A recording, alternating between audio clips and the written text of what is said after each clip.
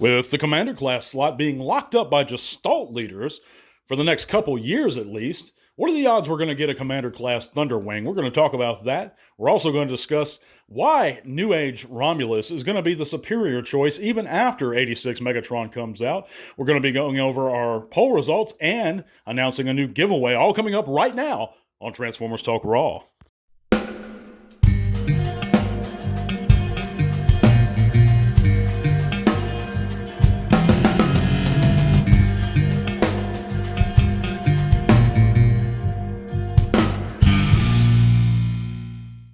Yes, friends, welcome back to another TTRP. That's a Transformers Talk Raw podcast on YouTube and Spotify. If you haven't heard, you can click all those great links in the description below. It's going to take you to a world of cool stuff, including our Facebook group. We'd be thrilled to see you guys. It's growing all the time. So just hit that link. Come join us. Chat bots with us. Share your own channels or pages. Anything you like. We'd really be glad to see you. You can also help support the channel further via that link to our Patreon, and that's going to be below. It's going to help you receive automatic entries in every giveaway we do. You won't even have to compete or enter the contest officially. You'll just automatically be entered, and your name will be at the end of every segment. So consider that if you're able to, guys. But also there's all kinds of cool stuff down there. Support our friend Candice's channel and Primal Parodies. Her and Gary Chaulk are doing some great things over there. And yeah, all kinds of cool stuff below. But let's get right into it this week, guys. We got a lot to talk about. And why I believe that Romulus won't be topped by the Studio Series 86 Megatron to come. Now, I realize we haven't seen Studio Series 86 Megs yet, but we do know, and it's been confirmed by Evan, the Hasbro toy designer, that he will not be a gun. So presumably he'll be a tank. Now, if he is a tank, that it's going to have kibble on him, guys. Let's not make any mistake there. They've never been able to hide, and I touched this on last week's segment, they'll never be able to hide that fool those tank bits all the way, unless he's a parts former. And if he's a parts former, that's an additional drawback. You know, let's look at it this way, guys. Romulus has a perfect robot mode. The only way I can see 86 defeating it in robot, not defeating it, but in surpassing it in this regard is with a really, really great paint job. But it's not like Romulus has an inferior paint job. It looks great. But you have multiple faces, great movie-inspired accessories, and the biggest pro to Romulus is, aside from those things, being a perfect robot mode and those great accessories, is he is a gun. So it is G1 Megatron. And 86 Megatron, without turning into a gun, isn't really a G1 Megatron. So you're not going to be able to hide the kibble if he's a tank unless he's a parts former, which is another drawback, and he's not a gun. So I know that there's a lot of Hasbro loyalists, and I know there's a lot of guys that ride that new train, but I think that 86 is not going to be superior to Romulus in any way. What do you think? Let me know in the comments below. Right now, you can get Romulus for about $110 shipped to your door via Show Z Store. He's a great figure, guys, and either one you might choose to get, whether it be the toy version or the regular Toon-inspired version, he scales perfectly with the Earthrise Optimus. Excuse me, not the 86 Optimus, but there is a way actually for those guys letting that stop you, the little scale issue, which I think that 86 is out of scale with the rest of the main line to begin with. That's a whole nother discussion that I have talked about before. But there is a way to actually fold Romulus's ankles to where he's a bit taller and scales better with the 86 Optimus. But that said, I'm sure there's also going to be some upgrade sets or some fourth party, I guess, upgrades to make Romulus a little taller. But either way, don't let that stop you. I'm telling you guys, this is the perfect G1 Megatron in every way, in my opinion. But when it comes to speculation, we're even going to get deeper into it right now, guys, because a lot of guys for many years now, or at least the past couple, have been speculating on an upcoming Commander class Thunderwing figure, and this is a figure that's very, very much needed, guys. I mean, we have fans that have drawn mock-ups of their own designs of a potential Commander class Thunderwing, and we see them right here. We see people talking about them on various forums. We see it, but nothing has been officially confirmed out of Hasbro so far. Yet he makes sense for the size class. To me, Commander class was designed perfectly in mind for characters such as Thunderwing. It would also enable Hasbro to give us a clear Pretender gimmick. I mean, we could make that Pretender shell with a leader or Voyager scale inner Pretender robot and the smaller robot being a small deluxe, or even a core if you must. But Commander Class would be the perfect scale for Thunderwing. We know that Hasbro has the Commander Class slot locked up for their new style Gestalt Combiner leaders for the next year or two. But I think that it still allows them to make a Thunderwing relatively soon, if they so desired it.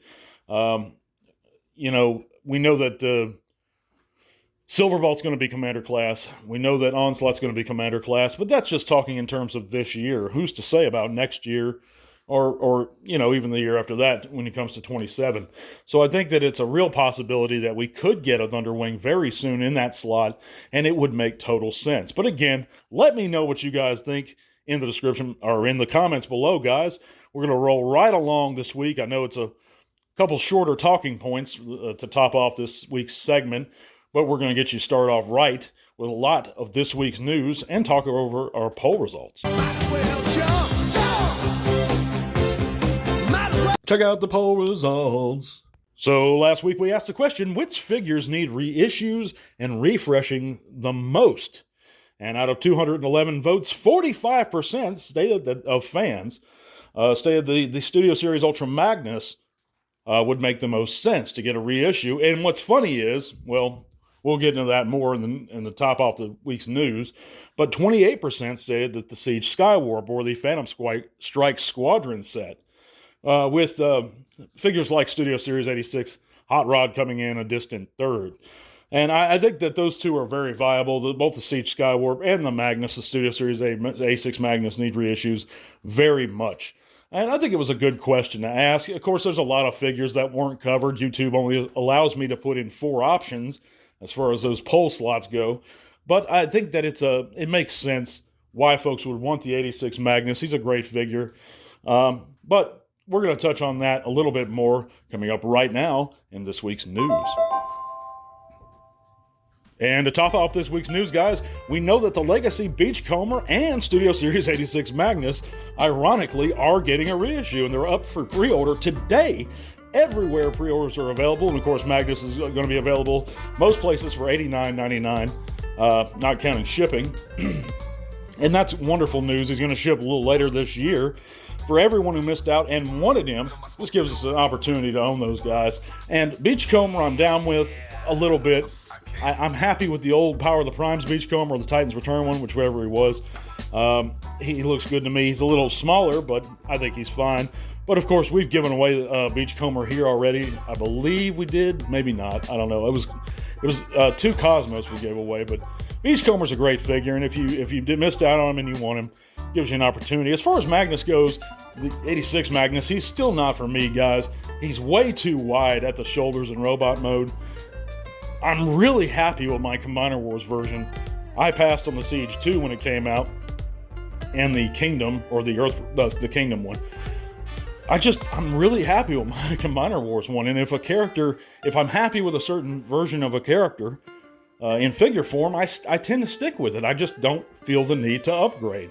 And I won't even call it an upgrade in 86's case, because they want astronomical prices on the secondary market, and even if they didn't, and he was at that around $100, $90, I still wouldn't want it. But that's me, guys. I know a lot of folks wanted this figure, and now you have the opportunity to get it.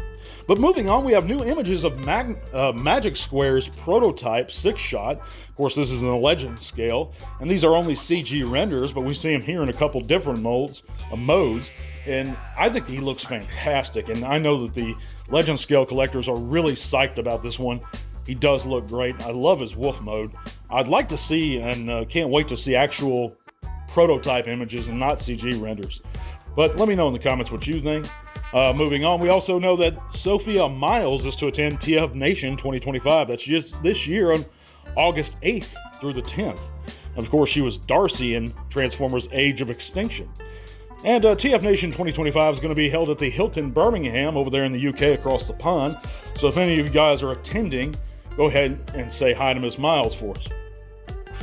We also have some 2026 Studio Series listings leaked, and this includes the 86 figure Soundwave And that's just a bore to me. I mean, how many different Soundwaves have we got? And this one's going to get a sharper paint job and presumably be the same figure we just got released in Legacy. We also know that a Leader 86 Astrotrain and a package refresh of the Dinobot Snarl are also going to be included next year. I noticed a trend here. It's a whole lot of repaints, and I think that might go with Hasbro's recent news that they're kind of scaling back their toy aspects of production and focusing more on games moving forward. And I don't think by any means they're going to stop making TFs, but I think that constrains their budgets a lot more. So we're presumably going to see less new molds and more reissues and repaints. And I think if done right, that's fine. I'd love for them to give us certain figures like Sunstorm, make a Psykill out of one of those Junkion molds from 86, from the GoBots. But you know, that only goes so far. At some point, you're going to actually have to give us some new molds here, and they will, but I just think it's going to be fewer and farther between. But if those listings excite you guys, look forward to that.